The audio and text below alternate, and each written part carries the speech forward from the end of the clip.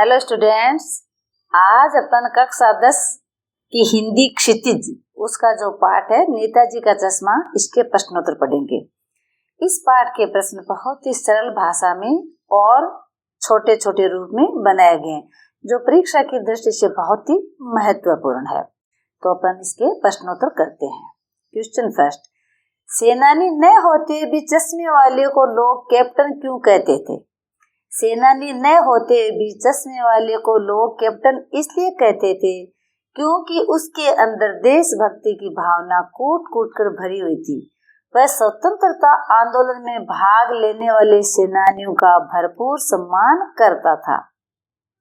अगला क्वेश्चन, हालदार साहब ने ड्राइवर को पहले चौराहे पर गाड़ी रोकने के लिए मना किया था, लेकिन बाद में तुरंत रोकने को कहा। क्या है? हालदार साहब पहले मायूस क्यों हो गए थे?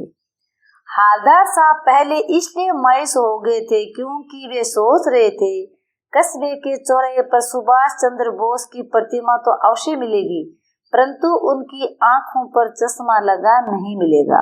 चश्मा लगाने वाला देशभक्त कैप्टन तो मर चुका है और वहां अब किसी में वैसी देश प्रेम की भावना नहीं है।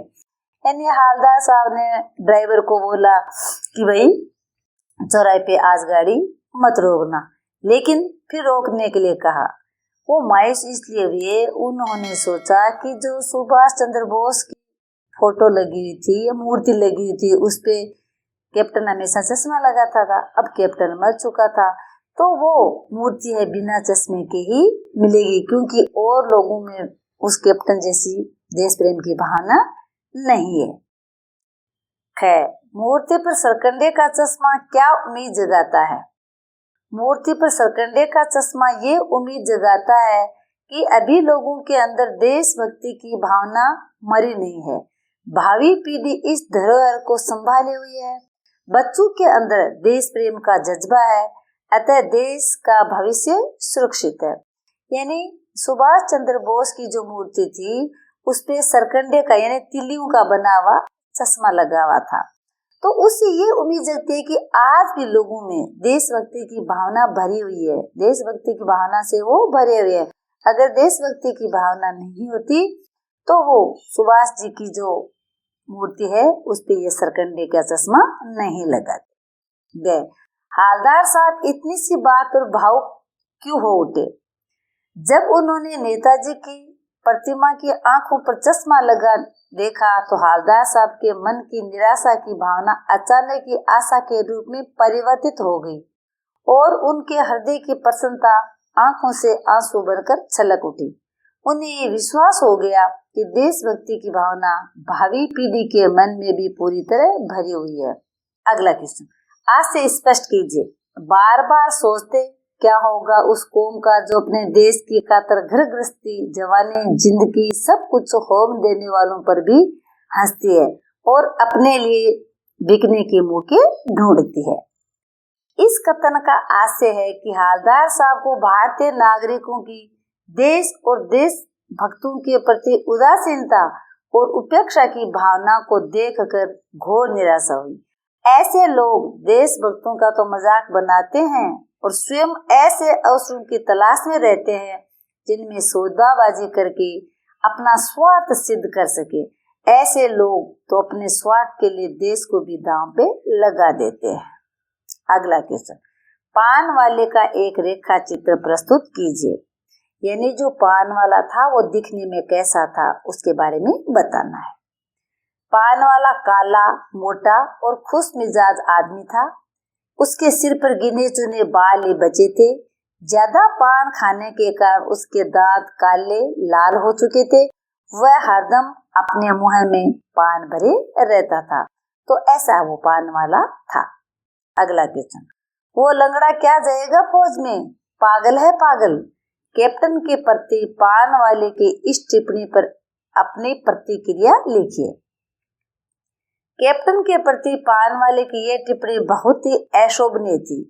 इससे उसकी संवेदन शून्यता और देशभक्तों के प्रति उपेक्षा और उदासीनता की भावना उजागर होती है। कैप्टन की मनोभावना को समझ पाना उसकी बुद्धि से बाहर था। यदि उसे देशभक्तों और देशभक्ति की महत्व का तनिक भी ज्ञान होता तो चश्मे वाले के प्रति ऐसे शब्दों का प्रयोग कभी न करता। पान वाले की इस उदासीनतापूर्ण भावना की प्रशंसा कदापि नहीं की जा सकती। यानी जो पान वाला मोटा काला खुशमिजाज आदमी था, जब कैप्टन फौज में भर्ती नहीं हो सका तो उस पे व्यंग्य कसता है, ओहो वो तो लंगड़ा है, वो क्या फौज में जाएगा, वो तो पागल है पागल। लेकिन कैप्टन जब फौज में तो भर्ती नहीं हो सका, लेकिन देशभक्ति की भावना उसमें कूट कूट कर भरी हुई थी। इसी कारण वो सुभाष चंद्र बोस की प्रतिमा पे हमेशा चश्मा लगाता था। जबकि पान वाले ने कैप्टन के प्रति जिन शब्दों का प्रयोग किया है वो अच्छा नहीं किया, वो प्रशंसा के योग्य नहीं है। अगला क्वेश्चन, निम्नलिखित वाक्य पात्रों की कौन सी विशेषता की ओर संकेत करते हैं? हालदार साहब हमेशा चौराहे पर रुकते और नेताजी को निहारते। निहारने का मतलब है उनको देखना, वो रुक करके नेताजी की जो प्रतिमा थी उसको देखते थे। हालदार साहब का हमेशा चौराहे पर रुकना और नेताजी को निहारना ये प्रकट करता है कि उनके अंदर देशभक्ति की भावना प्रबल थी और वे स्वतंत्रता के लिए संघर्ष करने वाले महापुरुषों का हृदय से आदर करते थे। नेताजी को पहनाए गए चश्मे के माध्यम से वे कैप्टन की देशभक्ति को देखकर खुश होते थे, जिनके लिए उनके मन में श्रद्धा थी। यानी हालदार साहब जब चौराहे पे रुकते तो नेताजी की प्रतिमा को निहारते, देखते, और जो कैप्टन उनकी प्रतिमा पे चश्मा पहनाता था उसके प्रति भी वो देशभक्ति की भावना देख करके खुश होते थे कि देखो भाई नेताजी की प्रतिमा पे कैप्टन रोज चश्मा पहनाता है, तो इसलिए उसको भी वे बड़ी श्रद्धा से देखते थे।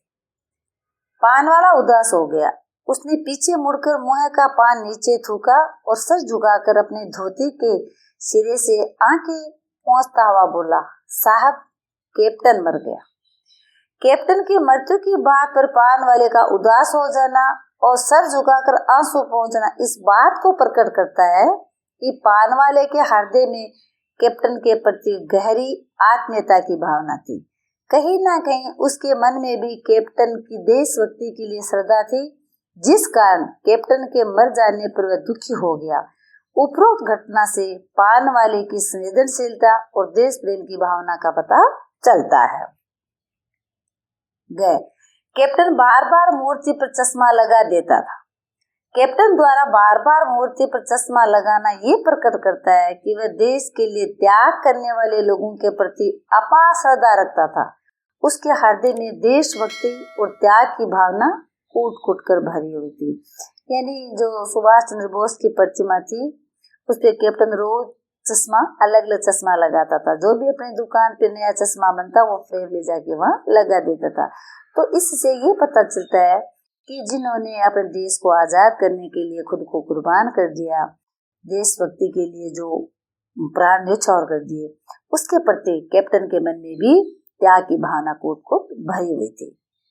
अगला क्वेश्चन, जब तक हालदार साहब ने कैप्टन को साक्षात नहीं देखा था तब तक उसके मानस पटल पर उसका कौन सा चित्र रहा होगा, अपनी कल्पना से लीजिए। हालदार साहब ने जब तक कैप्टन को साक्षात नहीं देखा था तब तक उनके मानस पटल पर कैप्टन की एक भारी भरकम मजबूत शरीर वाला रोबदार छवि अंकित हो रही होगी। उन्हें लगता था फौज में होने के कारण लोग उन्हें कैप्टन कहते हैं। यानी हालदार साहब ये सोचते थे कि कोई वास्तव में कैप्टन है, लंबा चौड़ा होगा, अच्छा फुटा होगा, मोटा होगा, रोबदार छवि होगी। लेकिन जब पता चलता है कि वह कोई फौजी कैप्टन नहीं था, उसका तो नाम ही कैप्टन था। अगला क्वेश्चन, कस्बों, शहरों, महानगरों पर किसी न किसी क्षेत्र के प्रसिद्ध व्यक्ति की मूर्ति लगाने का प्रचलन सा हो गया है। क्या इस तरह की मूर्ति लगाने के क्या उद्देश्य हो सकते हैं?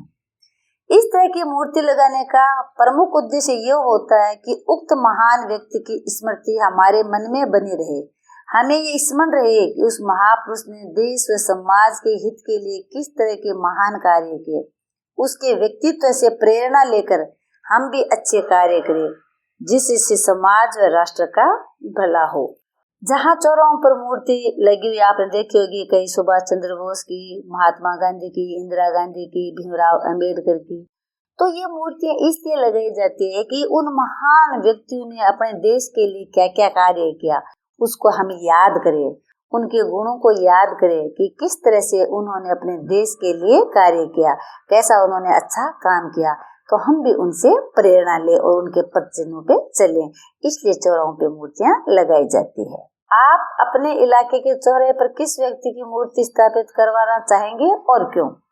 हम अपने इलाके के चौराहे पर महात्मा गांधी जी की मूर्ति स्थापित करवाना चाहेंगे। इसका कारण यह है कि आज के परिवेश में जिस प्रकार से हिंसा, झूठ, स्वार्थ, वैमनस्य, सांप्रदायिकता, भ्रष्टाचार आदि बुराइयां व्याप्त होती जा रही है, उसमें गांधी जी के आदर्शों की प्रासंगिकता और भी बढ़ गई है। गांधी जी की मूर्ति स्थापित होने से लोगों के अंदर सत्य, अहिंसा, सदाचार, सांप्रदायिक सौहार्द आदि की भावनाएं उत्पन्न होगी। इससे समाज और देश का वातावरण अच्छा बनेगा। यानी हमारा जो चौराहा है वहाँ पे महात्मा गांधी की तस्वीर लगाएंगे ताकि उनको देख करके लोग उनके गुणों को ग्रहण कर सके, उनसे प्रेरित हो सके। जैसे वो अहिंसावादी थे, अच्छा व्यवहार करते थे, सांप्रदायिक सौहार्द की भावना वो फैलाते थे, तो उनके जैसे बनने के लिए, उनका गुण को ग्रहण करने के लिए उनकी मूर्ति लगाई जाती है ताकि लोग देख करके उनसे मोटिवेट हो सके। उस मूर्ति के प्रति आपके एवं दूसरे लोगों के क्या उत्तरदायित्व होने चाहिए?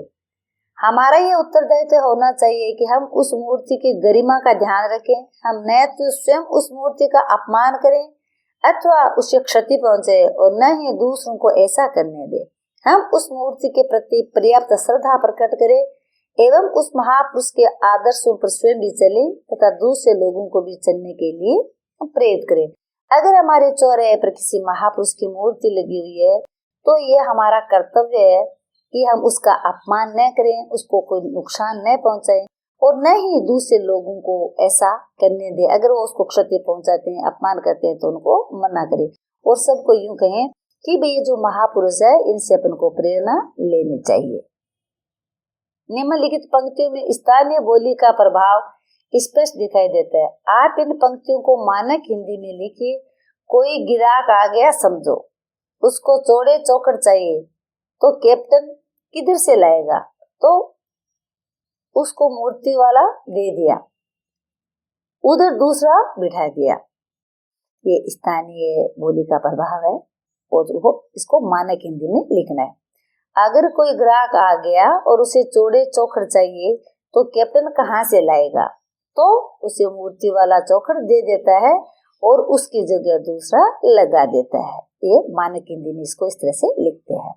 अगला क्वेश्चन, भाई खूब, क्या आइडिया है? इस वाक्य को ध्यान में रखते हुए बताइए कि एक भाषा में दूसरी भाषा के शब्दों के आने से क्या लाभ होते हैं। एक भाषा में दूसरी भाषा के शब्दों के आने से उस भाषा की भावाभिव्यक्ति की क्षमता में वृद्धि होती है, भाषा का भंडार बढ़ता है, भाषा का स्वरूप अधिक आकर्षक हो जाता है, भाषा में प्रभावमयता आ जाती है। यदि एक भाषा में दूसरी भाषा के अगर शब्द आ जाते हैं तो उसको अच्छे तरह से प्रकट कर सकते हैं, शब्दों का वो भंडार होता है और वो भाषा बहुत ही आकर्षक लगती है। निम्नलिखित वाक्य से निपात छांट कर उनसे नए वाक्य बनाइए। कह, नगर पालिका थी तो कुछ न कुछ करती भी रहती थी। कुछ न कुछ, ये निपात शब्द है। तुम हमेशा कुछ न कुछ मांगते ही रहते हो, ये इसका वाक्य में प्रयोग। किसी स्थानीय कलाकार को अवसर देने का निर्णय किया गया होगा। इसमें निपात शब्द है को ही। राकेश को ही हमेशा अच्छे अंक मिलते हैं, ये इसका वाक्य प्रयोग। यानी चश्मा तो था लेकिन संगमरमर का नहीं था।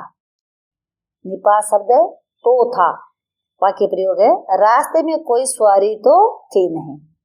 हालदार साहब अब भी नहीं समझ पाए, अब भी, ये निपात है। तुम अब भी बाजार नहीं गए, ये इसका वाक्य प्रयोग। 2 साल तक हालदार साहब अपने काम के सिलसिले में उस कस्बे से गुजरते रहे। में निपात शब्द है, वाक्य प्रयोग। इस समय में तुम्हें अधिक मेहनत करनी चाहिए। एक तो मैं पे एक मात्रा होती है और एक होती है डबल मात्रा। तो जहाँ डबल मात्रा होती है वो खुद के लिए प्रयोग किया जाता है, और ये मैं किसी कार्य के लिए, किसी अंदर के लिए, जैसे कमरे में गया वहां पे इसका प्रयोग होता है। जैसे इसमें आया है, इस समय में तुम्हें अधिक मेहनत करनी चाहिए। अगला क्वेश्चन, निम्नलिखित वाक्यों को कर्मवाच्य में बदलिए। वह अपनी छोटी सी दुकान में उपलब्ध गिने चुने फ्रेमों में से नेताजी की मूर्ति पर एक फिट कर देता है। उसके द्वारा अपनी छोटी सी दुकान में उपलब्ध गिने चुने फ्रेमों में से नेताजी की मूर्ति पर एक फिट कर दिया जाता है। पान वाला नया पान खा रहा था।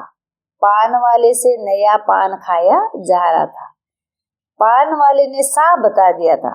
पान वाले द्वारा साफ बता दिया गया था। जैसे अपने अंग्रेजी में पैसिव वॉइस और एक्टिव वॉइस होती है। जैसे राम किल रावण, राम ने रावण को मारा। फिर इसको यूं कहेंगे, रावण राम के द्वारा मारा गया, रावण किल्ड बाय राम। तो वही बात इसमें होती है। इसे कर्तव्यवाची को कर्मवाची में इस तरह बदला जाता है। ड्राइवर ने जोर से ब्रेक मारा। ड्राइवर द्वारा जोर से ब्रेक मारा गया, यानी इसमें द्वारा लगता है। नेताजी ने देश के लिए अपना सब कुछ त्याग दिया। नेताजी द्वारा देश के लिए अपना सब कुछ त्याग दिया गया। हालदार साहब ने चश्मे वाले की देशभक्ति का सम्मान किया। हालदार साहब द्वारा चश्मे वाले की देशभक्ति का सम्मान किया गया। अगला क्वेश्चन, नीचे लिखे वाक्यों को भाववाच्य में बदलिए। माँ बैठ नहीं सकती, भाववाच्य माँ से बैठा नहीं जाता। मैं देख नहीं सकता, भाववाच्य मुझसे देखा नहीं जाता। चलो अब सोते हैं, भाववाच्य चलो अब सोया जाए। माँ रो भी नहीं सकती, इसका भाववाच्य माँ से रोया भी नहीं जाता। धन्यवाद।